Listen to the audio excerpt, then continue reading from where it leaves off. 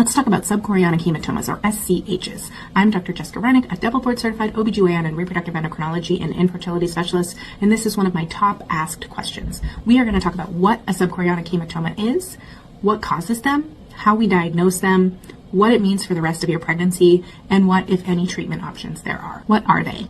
An SCH is a collection of blood between the membranes of the pregnancy and the uterine wall. And basically what happens is there's a little potential space there and it fills with blood. And then you can see it as a bruise essentially on ultrasound. It can occur in 4 to 8% of spontaneous pregnancies and about 18% of IVF pregnancies. If you are seen at any point with bleeding, about 30% of the time we find these subchorionic hematomas. What are they caused by? I can tell you first, without a doubt, that there's nothing that you did to cause this SCH to form. I know a lot of times when scary things happen in our pregnancy, we look at what could have caused them and we often put the blame towards ourselves.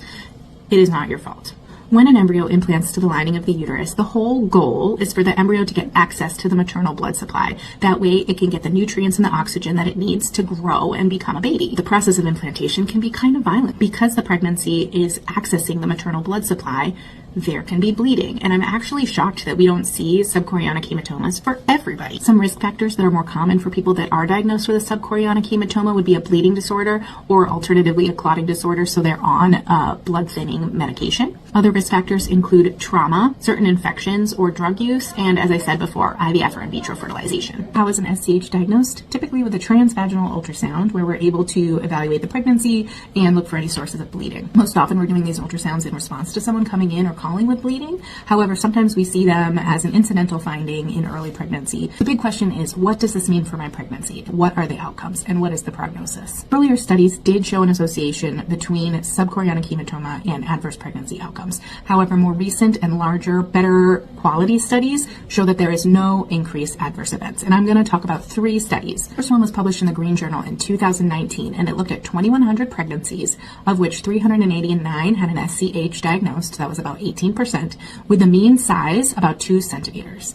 When they looked at the outcomes and compared those who had an SCH to those who did not have an SCH, the hematoma was not associated with the pregnancy outcomes at more than 20 weeks, including gestational age at delivery, preterm birth and delivery, birth weight less than 10th percentile, gestational hypertension and preeclampsia, abruption, IUFD, C-section, blood transfusion, or getting admitted to the hospital early. The second study is a 2017 study specifically looking at IVF pregnancies that included 1,100 patients with 12% or 133 of them having an SCH. There was no increased miscarriage or change in chances of live birth in this study.